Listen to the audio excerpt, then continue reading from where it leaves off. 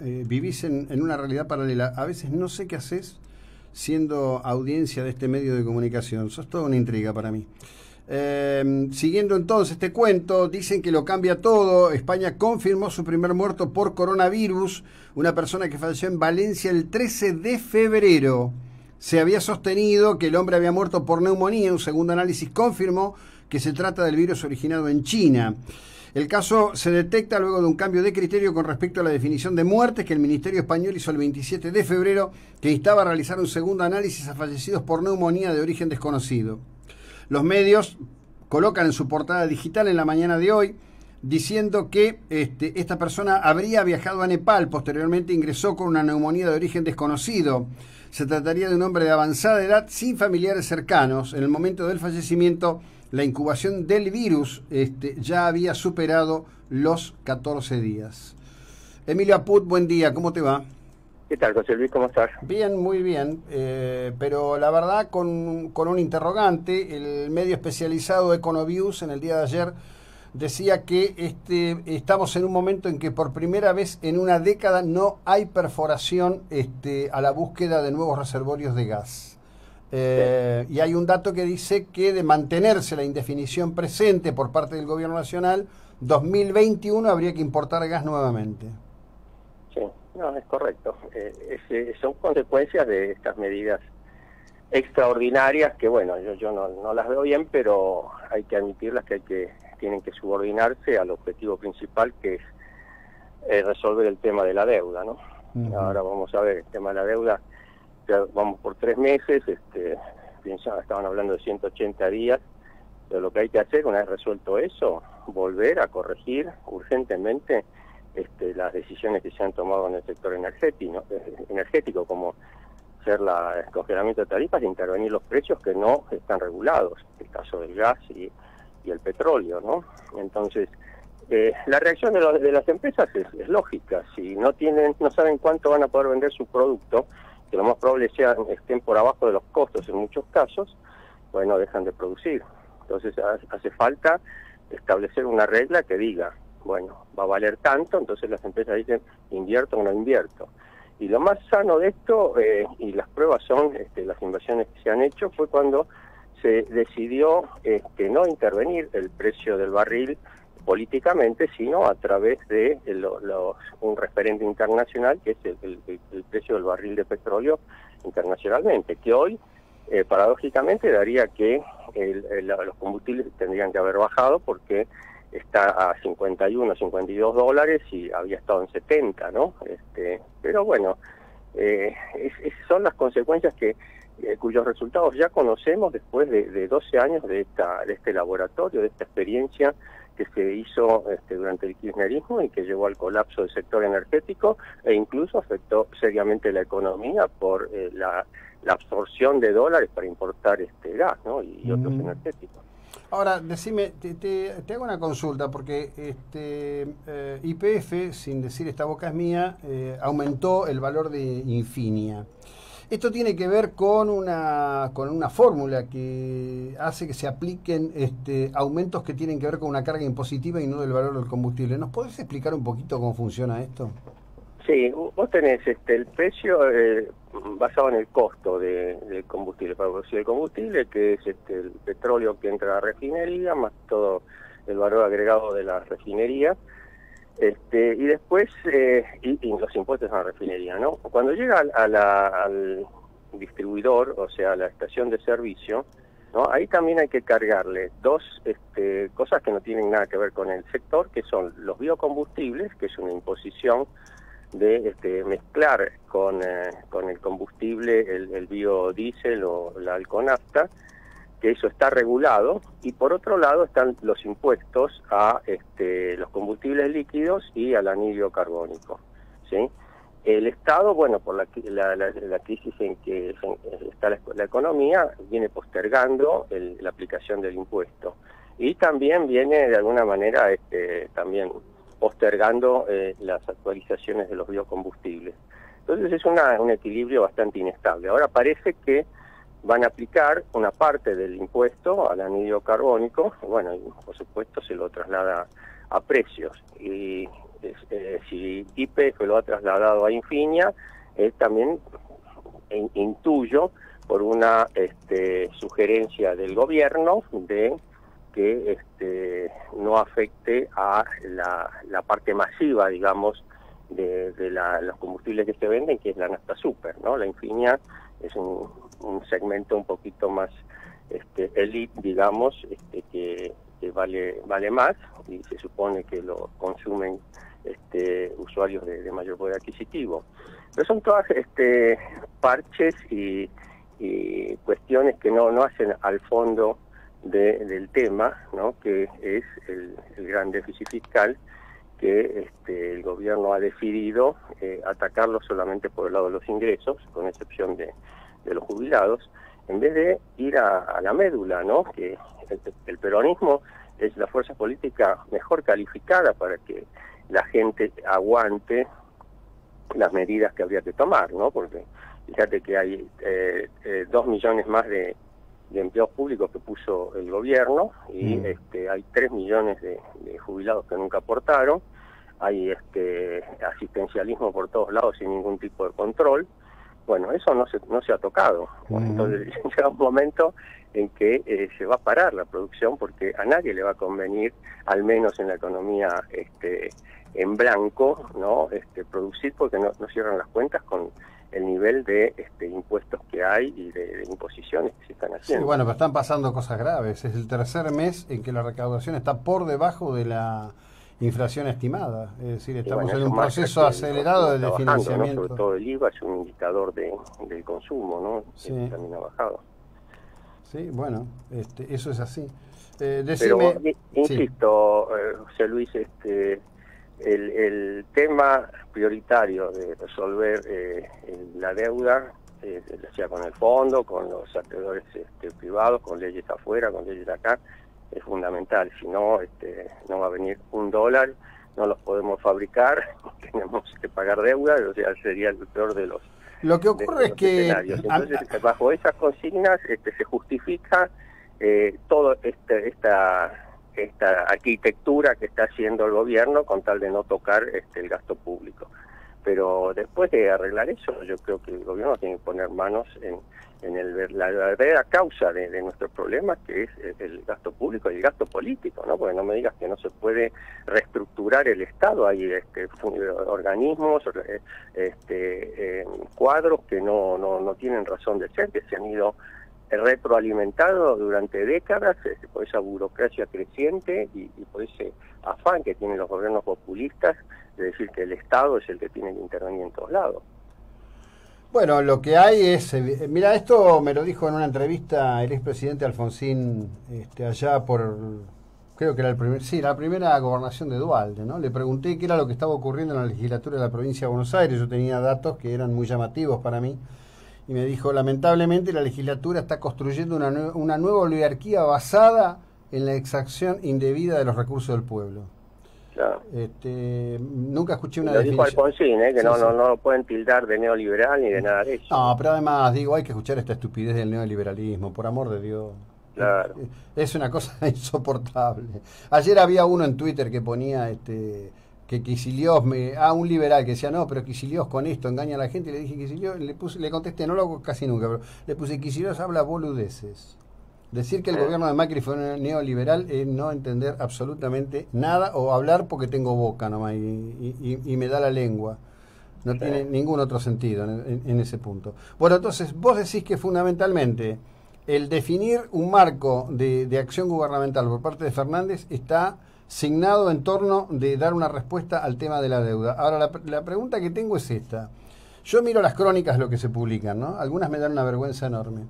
Pero dicen que en la última reunión, esta que hubo en Buenos Aires ayer, que pasó muy discreto, llegaron los CEOs de los principales fondos de inversión mundial, el BlackRock y varios más, y que cuando le preguntaron al ministro Guzmán, bueno, cuál era el curso de recursos que se ponían para pagar la deuda, Guzmán los miró, se sonrió muy cancheramente y les dijo, ese dato no se los voy a dar.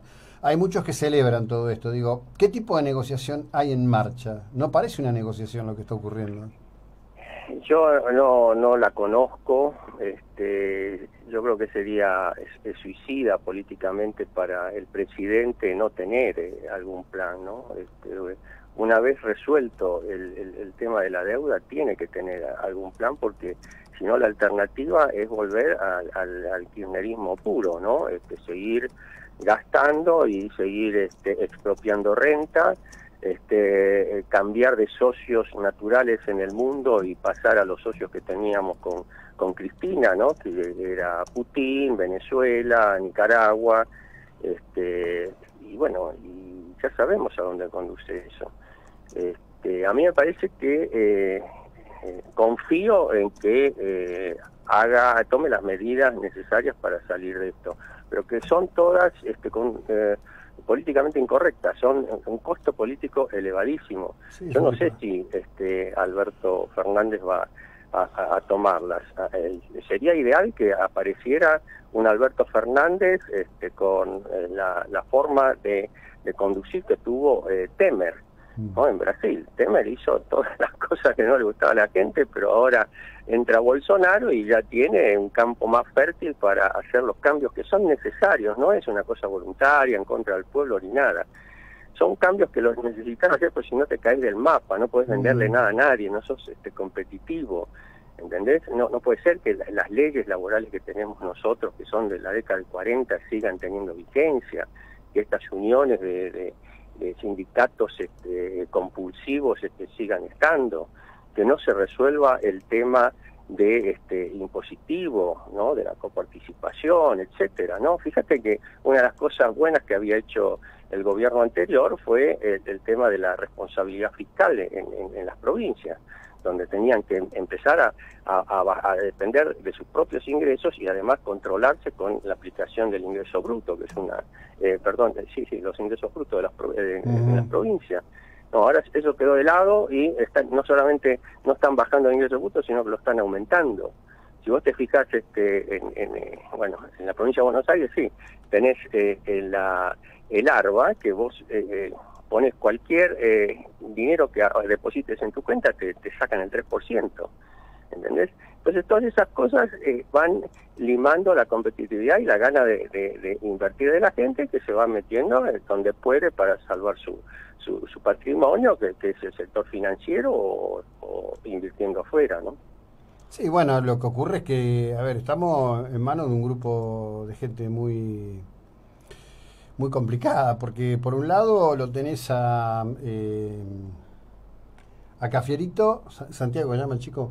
Sí, Santiago, diciendo que él está investigando porque los argentinos tienen que saber qué pasó con el dinero que entró al Fondo Monetario Internacional. Pero si ya lo saben. Bueno, pero es que este es el problema, le mienten a la gente todo el tiempo.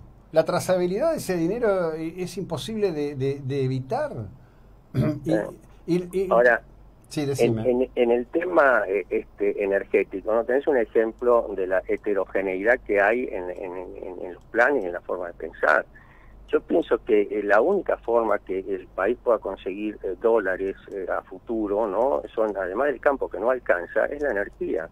Sin embargo, vos fíjate que durante el discurso del domingo del presidente no mencionó ni una sola vez a Vaca Muerta. Y el tema de la energía pasó muy por arriba. Y pone de autoridad de gente que no tiene peso, digamos, dentro del core business, de la parte principal de la energía, que es el petróleo y el gas, ¿no? Y se están peleando entre ellos ahora por los cargos en el ENRE, en ARSA, en Enargas, cuando ya se habían normalizado, de acuerdo con la ley, ¿no? Se habían elegido los presidentes de esos organismos a través de concursos y aprobados por el Senado, ¿no? Ahora intervienen todo otra vez y ponen gente que no tiene nada que ver con el tema, y sí con decisiones políticas. Es decir, se está concentrando todo nuevamente por esa famosa ley que antes era creo que era de riesgo económico, no sé cómo se llamaba antes, que ahora se llama de solidaridad, que permite hacer cualquier cosa al Poder Ejecutivo por encima de toda la normativa legal que hay. Entonces, todas estas cosas atentan contra lo que es fundamental para las inversiones, que es la confianza, ¿no? y rápidamente yo creo que el gobierno tendría que empezar a dar señales de confianza y de seguridad, y en el caso de la energía tendría que reunirse con la oposición y dictar pautas donde se comprometen que en los próximos gobiernos se van a mantener, porque no es suficiente lo que diga Alberto Fernández o lo que diga el que va a estar en el año 23, ¿no? Sino que es necesario políticas que superen 2 décadas o 3 décadas, ¿no? Porque es los tiempos con los que se mueven las inversiones que tienen que quedar enterradas, como son las de petróleo, como son las de la hidroelectricidad, como es lo nuclear, etcétera, ¿no? Ahora, parecería que eso no lo están entendiendo y están con el cortoplacismo y la politiquería, y que yo le debo mis favores al gobernador tal, y bueno, andaba para este lugar, y es jugar con fuego, ¿no? Así que estoy un poco preocupado, pero pienso que habría que esperar qué pasa una vez que se resuelva, si es que se resuelve. Sí, yo a ver, lo voy a decir de esta manera, en esta conversación contigo, cerrando, lo digo siempre, lo digo casi todas las mañanas, soy parte del parachoques deformable que tiene la Argentina, digo, cada vez la Argentina le pega una piña, soy de los que tienen que absorber el golpe como puede. En un estadio preocupante donde estamos viendo que hay una generación de padres que crían a sus hijos diciéndole: vos estudiá, formate, aprende inglés y andate afuera que vas a vivir mejor, que para mí es el dato sociocultural más jodido que nos está pasando en este momento. Me gustaría creer que son capaces de reaccionar, qué sé yo. Yo tengo amigos que dicen: no, ya lo vas a ver al verdadero Alberto. Bueno, pero ahí lo mismo que la energía en todos los campos, en algún momento va a tener que haber una definición entre las dos alas del gobierno, ¿no? El kirchnerismo y el no kirchnerismo. Son diametralmente opuestas los objetivos de ambos, ¿no? Sí, sí. Vos fijate los ataques que se están haciendo a la justicia en todos los planos, ¿no? Que obedece a uno de los objetivos principales de la actual vicepresidenta, que es licuar todas los juicios, ¿no? Y todas las acusaciones que hay sobre ella y sobre muchos de sus gobiernos, ¿no? De la gente de su gobierno. Por otro lado, también hay, yo creo que así como Alberto todavía no mostró sus planes, ellos tampoco los mostraron, aunque se supone que son políticos, ¿no? Una vez resuelto el tema judicial, que es la sucesión eventual en el año 23. Sabes bien de los nombres que se están hablando, que no tienen nada que ver con lo que eventualmente está diciendo Alberto Fernández, ¿no? De cómo tiene que ser el país, ¿no? Directamente están pensando en un gobierno de la cámpora. Entonces, esas cosas se van a tener que dilucidar, yo pienso que en el corto plazo, ¿no? En un año y no mucho más, porque esa dicotomía en la conducción de un país como el nuestro, que no la está pasando bien. Sí, yo creo que esa dicotomía no se va a resolver, y creo que va a ser parte de lo que va a tener que decir la oposición cuando enfrente las elecciones el año que viene. Veremos si hay el coraje político de hacerlo, cosa que hoy... Sí, yo creo que sí, que coincido contigo, ¿no? La oposición está un poco como, yo que diría, con actitud, ¿no? Expectante. Vamos a decir, bueno, pero resolvamos el primer problema, pero no creo que la oposición aguante un ataque a la justicia, ¿no? Un ejemplo, lo que tiene que hacer de la intervención de la justicia en Jujuy, ¿no? Para salvar a Milagro Sala. Me parece a mí que es un punto de quiebre. Se te agradezco mucho, como siempre. Te mando un abrazo, gracias. Un abrazo. Chao. Bueno, tengo muchos mensajes cerrando. Aquí me dice alguien que, bueno, está regresando del sur del país con amigos trabajando en Vaca Muerta. Sí, es cierto, está todo parado. El gremio ha logrado un impas, justamente creyendo en la palabra del gobierno, que una vez que se defina la cuestión al respecto de la temática del acuerdo por la deuda, ahí estarían las definiciones.